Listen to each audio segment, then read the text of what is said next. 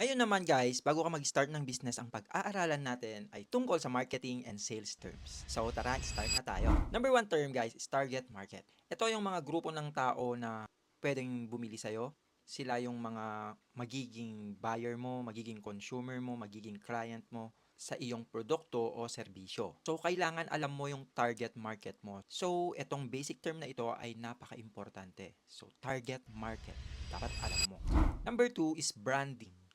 Paraan ito kung paano mo ipinapakilala ang iyong negosyo sa publiko. So minsan nahihilo yung iba kung anong pinagkaiba ng branding, brand, logo, 'di ba? So magkakaiba 'yon, guys. For example, Si Apple ipinapakilala niya na siya ang pinaka best quality ng technology cellphones sa buong mundo. So yun yung branding niya. Number three is value proposition. Ito naman ang unique na halaga o benepisyo ng iyong produkto na nakakaiba sa lahat. So, uniqueness guys. Number 4 is lead generation. Proseso ng paghahanap ng mga potensyal na customer. Minsan, ang ginagamit ng iba ay gumagawa sila ng website, tapos nagra-run sila ng Facebook ads, or TikTok ads, or Shopee ads, kahit anong ads pa yan. Basta lead generation. Number 5 is conversion rate. Sukatan ito kung gaano karaming leads ang nagiging actual na customer.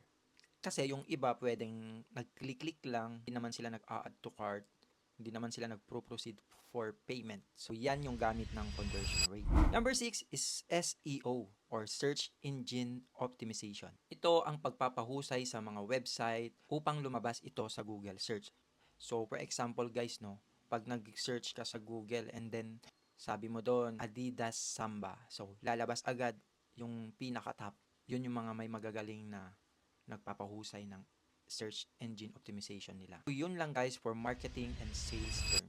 Again, kung gusto mong mag-business soon at gusto mong mas madaling matuto, tara, samahan nyo ako at matuto tayong dalawa. Sabay-sabay tayong matuto, you know?